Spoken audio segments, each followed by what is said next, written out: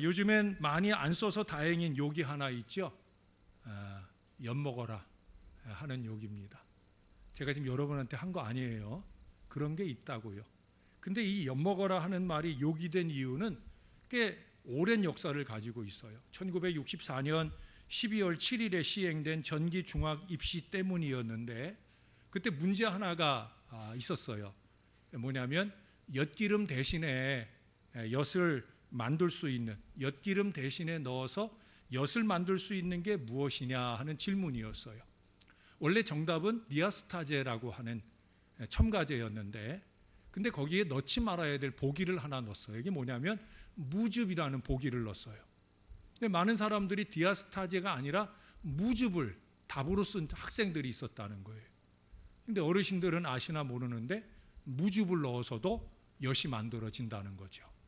그래서 무즙을 썼다가 탈락한 그런 학생들, 학부형들이 이제 결국 데모를 하게 되는 거죠. 무즙으로 엿을 만든 그 솥단지를 들고 교육부에도 찾아가고, 문교부에도 찾아가고, 교육청에도 찾아가고, 그러면서 그 앞에서 그 솥을 들이밀면서, 자, 무즙으로 만든 여기다 엿 먹어라. 예? 이거 한번 먹어봐라. 엿 먹어라. 엿 먹어라. 엿 먹어라 하면서 그 앞에서 막 데모를 했다는 거예요. 그래서 이 사건이 언론에 보도되면서 큰 사회 문제가 되었고, 결국 김규원 당시 서울시 교육감과 한상봉 문교부 차관 등이 사표까지 내게 되고, 6개월이 지났지만 무즙을 답으로 써서 떨어진 학생 38명을 정원에 관계없이 입학시키는 조건으로 그 문제가 수습이 되었다는 거예요. 그렇게 엿 사건은 사람들 사이에 회자되다가 끝내 욕설로 남게 되었다 하는 얘기입니다. 엿이 무슨 죄가 있겠습니까? 그 사건 이전에도 이후에도 엿은 그저 엿일 뿐이에요. 저도 그 달콤함을 좋아합니다. 그렇다고 엿을 욕하는 사람도 없고 엿에게 특별한 의미를 부여하는 사람도 없습니다. 하지만 엿 먹어라 하는 말은 여전히 험악한 말로 사용될 때가 있다는 거예요. 사실 엿이 인격을 가지고 있다고 하면 엿의 입장에서 얼마나 억울한 일일까. 아무 잘못도 없이 자기를 거명하면서 욕으로 쓰이고 있으니 참으로 답답하겠다 하는 생각을 합니다. 그런데 여러분, 저는 한국교회를 섬기는 목회자로서 요즘 한국 사회에서 일어나는 이 교회에 대한 사회적인 인식도 엿 사건과 비슷한 건 아닌가 하는 생각을 해요. 교회가 한국 사회에 무엇을 그렇게 크게 잘못을 했습니까? 꼼꼼히 따져보면 복음이 이 땅에 처음 들어온 때로부터 교육이나 의료나 기타 여러 부분에서 교회가 이 한국 사회에 잘한 것이 더 많고, 지금도 역시 교회는 많은 사람들에게 도움을 주고 있으며 사랑과 은혜를 나누고 있습니다.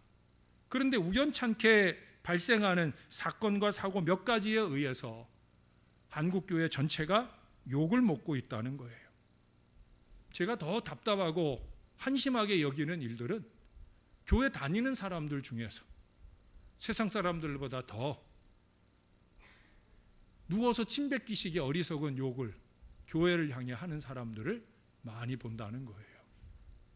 교회를 목회하는 목사에게 그 교회의 모든 책임들이 있는 것처럼 말하는 어리석은 사람들을 만나게 된다는 거예요. 아마도 지금은 교회가 겪어내야 할 시련의 시기가 아닌가 하는 생각을 합니다. 그러나 여러분, 세상이 아무리 교회를 비난하고 무시해도 엿은 여전히 엿인 것처럼 교회는 여전히 교회일 수밖에 없는 거예요. 성도는 여전히 거룩한 사람의 그 자리를 지켜야 되는 거예요. 꼭 그래야 됩니다. 제가 지난주에도 굳이 교인과 성도를 구분해 드리는 이유는 우리는 성도로서의 우리의 거룩한 자리를 어떤 상황과 환경의 변화에 상관없이 꼭 지켜야 된다는 거예요. 모든 사람이 엿과 엿먹어라를 구분할 줄 아는 것처럼 지친 언론과 세상의 비난 속에서도 교회는 변함없이 은혜로운 곳이다 라는 사실을 알게 되기를 소망하고 노력하는 저와 여러분들이 되어야 된다는 거예요. 뿐만 아니라 교회가 속히 그 육신의 욕심을 버리고 그 본연의 거룩을 회복해 나아갈 수 있어야 된다는 거예요. 지금도 방역을 위한 모든 노력에 교회가 모범적으로 앞장서야 돼요. 저 성결교회 어떤 성결교회처럼 이런 때 무슨 단합대회를 가가지고 하지 말아야 될 일을 하니까 거기에 어려움이 틈타서 세상의 욕거리가 되잖아요. 하지 말아야 될 일은 교회가 앞장서서 하지 말아야 하는 그런 모범적인 노력들이 우리에게 필요하다는 거예요. 사랑하는 여러분, 그리스도의 복음은 이처럼 우리를 묶고 있는 모든 결박에서 우리를 자유케 합니다. 바울의 복음의 가장 근간이 되는 위대한 선언은 뭐냐? 우리에게 주어진 이 복음은 자유케 하는 복음이라는 사실이에요. 그러나 그럼에도 불구하고 우리는 이런저런 생각에 묶여져서 살아갑니다. 특정 전통에 묶여 있기도 하고 문화적 습관에 매여 있기도 하고 혹은 어떤 세계관이나 가치관에 붙들려 있기도 합니다. 코로나에 대한 두려움에 묶여 있기도 합니다. 무엇인가에 묶여 있는 우리는 그것을 넘어서 생각하거나 관계 맺거나 살아가는 것이 어려운 거예요. 이 코로나로 인해 다가오는 변화에 능동대처하는 데 있어서도 우리는 그렇게 묶여있는 어리석음으로 인해 발목을 잡는 어리석음을 범할 때가 있다는 거예요. 제가 지난주에도 임명진 목사님을 만날 일이 있어서 만나 뵀는데 그분이 잠시 회의를 시작하기 전에 그런 얘기를 하더라고요. 코로나19 이후로 반드시 세상은 변한다. 왜? 지금까지 창궐했던 많은 전염병 이후에는 세상이 확 뒤집어졌다는 거예요. 패권국들이 무너지고 새로운 패권국들이 나타나는 역사의 변화라든지 어떤 신앙의 변화라든지 사회적 변화라든지 이런 것들이 수없이 많이 순환되는 역사로 이루어졌다는 거예요. 지금도 마찬가지라는 거죠. 이미 우리가 체감하는 변화를 느끼고요. 앞으로 더 변화할 수밖에 없는 거예요.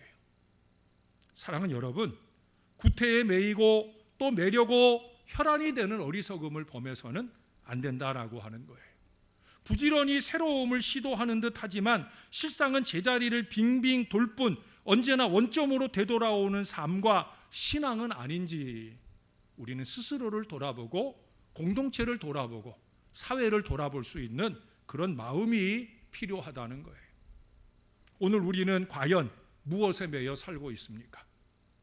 고린도 교회, 이 교회는 자유와 관련한 당시 사회적 신념에 어리석게 매여 있었어요. 그 신념은 건강한 신념이 아닌데도 불구하고 그것이 오랜 그 사회적인 전통이었기에 그 어리석은 신념을 붙들고 살려 합니다. 그 신념이라는 것이 고린도 교회 안에 파고들면서 윤리적인 문제까지 일으키는 걸 오늘 본문에서도 이 앞에 5장에서도 확인해 볼 수가 있어요. 바울은 고린도의 문란한 성적 문화가 이 기독교 공동체 안에서도 수용되고 있는 현실을 접하게 됩니다. 그런데 바울은 그 문제 이면에 이 고린도 교회 성도들의 생각을 지배하는 쾌락주의의 가치관을 보게 되고요. 그 쾌락주의 이면에 내 몸의 주인은 나다. 나는 무엇이든지 내 마음대로 행할 자유가 있다라고 하는 이 자유에 대한 잘못된 신념이 강하게 뿌리내리고 있다는 걸 알게 되었어요. 게다가 율법의 구속으로부터의 자유케 하는 이 복음의 자유 개념이 더해지면서 그리스도인들은 이 자유의 개념에 대해서 오해를 하고 행동하게 된다는 거예요. 복음은 자유를 준다 하지 않았느냐? 그래서 난 자유롭게 살겠다는 거예요. 그 자유가 아닌데. 고린도 교회는 그래서 내가 내 몸의 주인이니까 내 몸으로 무엇이든 할 수 있다 생각하는 그런 교인들이 나타나게 되고, 그래서 교회가 심각한 타락을 서슴지 않게 되었다는 거예요. 여러분 5장에서 우리 얼마 전에 수요일 저녁에도 봤잖아요. 자식이 어머니와 통간하는. 근데도 그것이 교회 안에 교인들에서 일어난 일인데도 교회가 그걸 덮고 가려고 해요. 오늘 본문에서도 거기 14절 이후로 쭉 얘기하는 내용들을 읽어보시면 음란에 대한 얘기잖아요. 그게 그 교회 안에 아무렇지도 않은 일이 되고 있다는 거예요. 저는 여러분들에게 이성 간에 문자도 나누지 말라고 말하는 목사인데, 이건 문자를 나누는 정도가 아니라 몸을 나누는 그 불미스러운 일들이 일어나는데도 불구하고 그걸 아무것도 아닌 것처럼 그렇게 행하고 있다는 거예요. 문자를 나누다 교인들이 교회를 떠나가는 일들이 쉽지 않게 일어나는 때인데, 여러분, 몸을 나누는 일로 인해 얼마나 큰 파탄과 어려움들이 교회에 틈타겠습니까? 바울이 심각하게 고민하는 거예요. 여러분, 오늘날도 그렇잖아요. 아니 뭐 내 몸 갖고 내 맘대로, 내 돈 갖고 내 맘대로, 내 핸드폰 갖고 내 맘대로, 또 심지어 완장 하나 차고 나면 내 것도 아닌 것도 내 맘대로 하려고 하는 그 어리석음으로 살려고 합니다. 그러나 바울은 그리스도의 복음이 주는 자유가 무엇인지를 오늘 바로 선포하려고 합니다. 오늘 성도가 누리는 참 자유라는 게 도대체 뭐냐? 오늘 본문에서 첫 번째 꼽을 수 있는 것은 그리스도는 우리를 무엇에게도 얽매이지 않게 하신다는 거예요. 여러분, 12절 말씀을 여러분들이 한번 읽어주실래요? 12절 시작.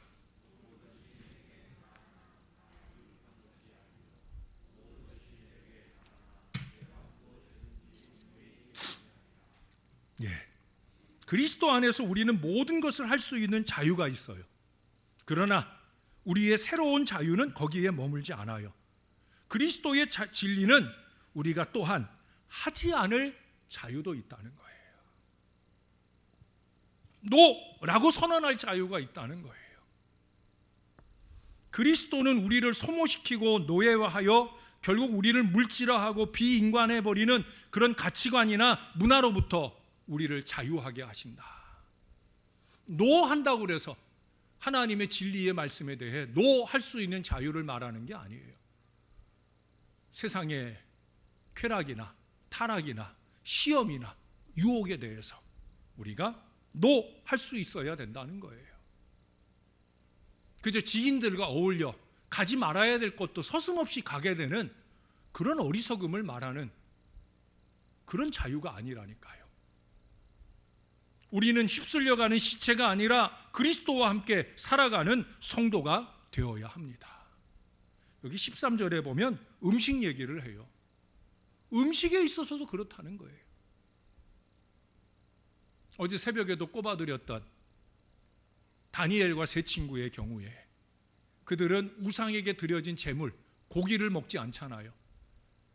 오늘날로 얘기하면 채식 위주의 단식을 하잖아요. 그래도 그들은 청정한 빛을 유지해요. 그들은 하늘의 지혜를 10배나 더 넘게 받게 되는 은혜를 누리게 되어져요. 음식에 대하여 노할 수 있어야 된다는 거예요. 요즘에 참 쉽지 않은 일이죠. 사실은 제일 많이 문제가 되는 게 이 음식 나누다가 이 교회가 제일 먼저 한 일이 뭐예요? 주일 식사를 금하는 일. 지난주에도 또 구청에서 공문이 왔어요. 그러면서 당부하면서 제일 처음 써놓는 게 뭐냐면 단체 식사하지 마라. 근데 여러분, 우리가 단체로 식사 안 하게 되는 이런 일들을 노력하지만 우리가 간혹 가까운 분들과 모임을 가게 되면 그러면 어쩔 수 없는 순간을 만나게 되잖아요. 저도 얼마나 여러분들을 위해, 교회를 위해 저의 건강을 지키는 일에 노력하는지 몰라요. 제가 코로나 시작되고 한동안 이발을 안 갔다 그랬잖아요. 머리 깎으러 안 갔다 그랬잖아요. 왜? 이발사가 바로 내 머리 위에서 머리를 깎는. 제가 가는 이발소에 거기 말 많이 하는 이발사가 있고 말 없는 이발사가 있어요. 저는 그 사람한테만 깎아요. 말 없는 사람. 근데 제가 한동안 이발소를 못 갔다 그랬잖아요. 우리 아내한테 머리를 맡기고 살았어요. 근데 조금 잦아들면서 제가 2달 전인가 한번 가서 머리를 깎았거든요. 그리고 이제 한 2주 전쯤 돼서 이제 머리를 또 깎을 때가 됐는데 가요, 못 가요? 못 가지요. 신월 2동, 신월 7동, 신월 4동 난리가 났는데 제가 어떻게 거기를 가겠어요? 그래서 이 머리 또 우리 아내가 깎아줬어요. 어때, 괜찮아요? 저도 자꾸 괜찮다고 이쁘다고 그래요. 여러분, 이쁘게 봐주셔야 돼요. 뭐 언제가 될지 몰라도 계속 아내의 손길을 따라가야 돼요. 근데 여러분, 그렇게 노력을 해도요, 제가 선배 목사님들 만나고 해가지고 그 어른들 만나서 그분들이 식사 먼저 하자고 하면 그거 사실 거절하기 어려워요.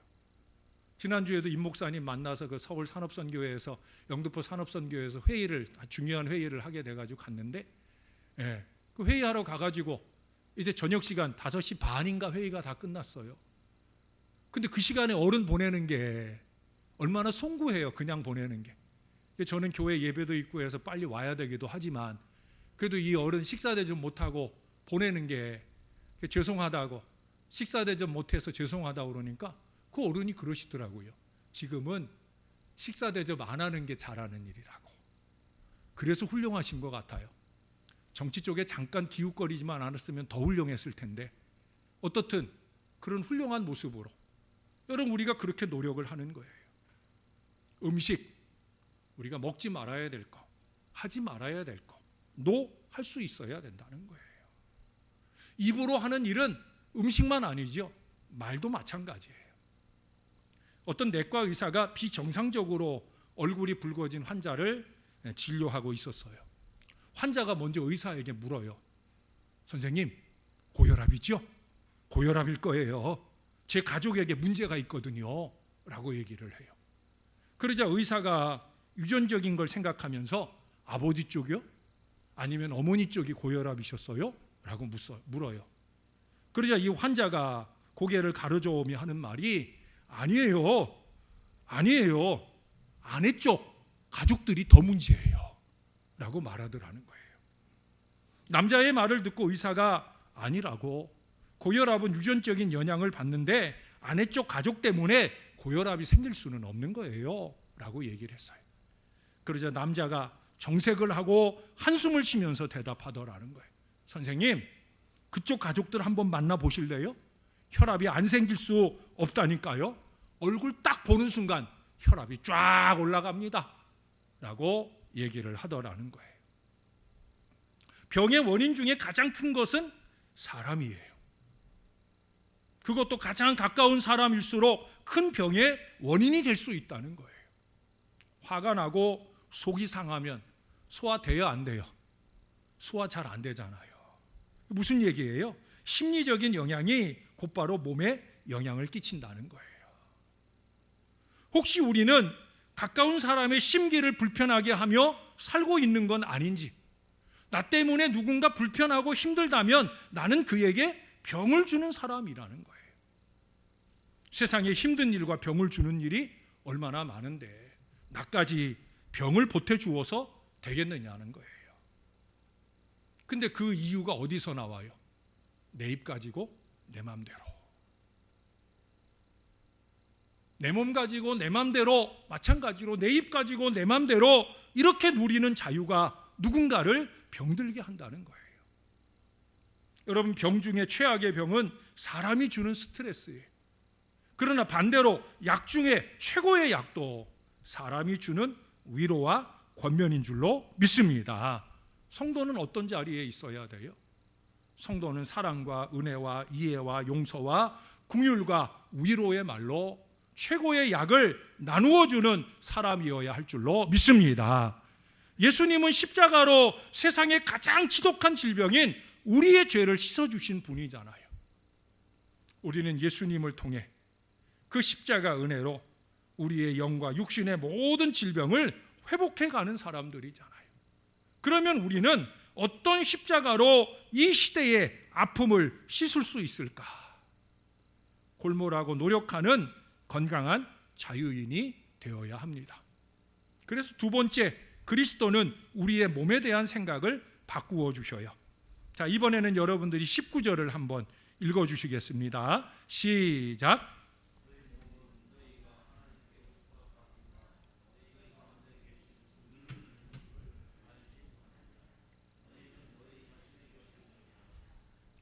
아주 중요한 말씀을 해주시죠. 당시의 고린도 사람들은 몸은 개개인의 소유이니까 자신의 처분에 달린 것이다. 특별히 이원론적인 또는 삼원론적인 사고를 갖고 있어요. 영과 혼과 몸, 이런 개념이나 아니면 영혼과 몸, 정신과 몸. 근데 이 사고 속에서 몸은 추하고 더러운 거예요. 몸은 죄악된 거예요. 왜? 몸은 결국 끝을 만나게 되고 이 몸은 썩어지니까. 그래서 몸은 추한 거예요. 그래서 정신과 이언론으로 구분해서 이 육신은 어쩔 수 없이 타락하고 더러워질 수밖에 없다. 그러니까 발전해서 뭐라고 생각하는 줄 아세요? 빨리 소모시켜야 된다. 그러니까 그 쾌락을 추구하는 것도 그렇게 합리화하는 거예요. 이거 빨리 없애버리려고. 어떤 분들이 그런다잖아요. 예? 술 끊어야 된다 그러니까.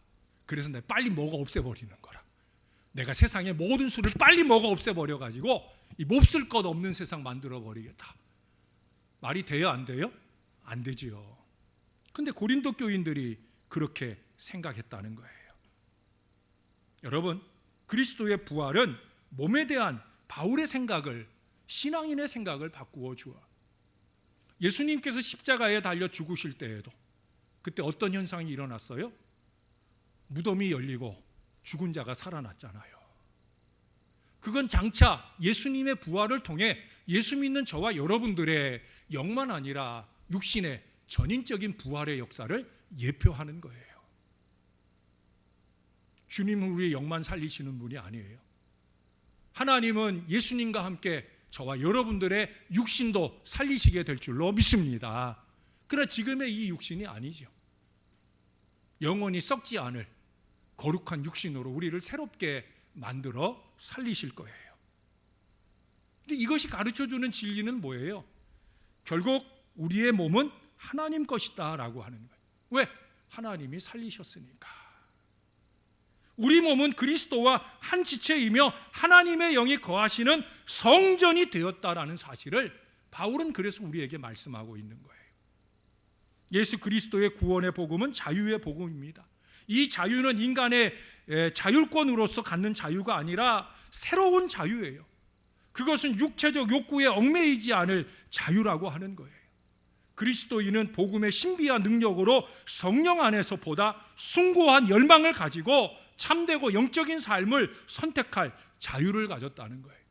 바울은 이 자유의 개념을 종이라는 개념과 순환시키면서 우리에게 아주 중요한 설명을 해주고 있어요. 그러면서 그리스도 안에서의 참 자유가 뭔지 아느냐?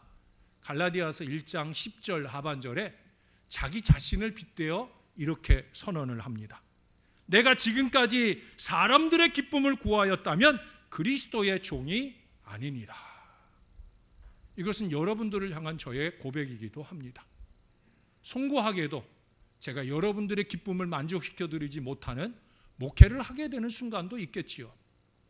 그러나 제 마음속에 한결같이 놓지 않는 줄이 있다는 것 여러분 꼭 기억해 주세요. 그것은 뭐냐? 우리 목사님은 하나님의 종이다.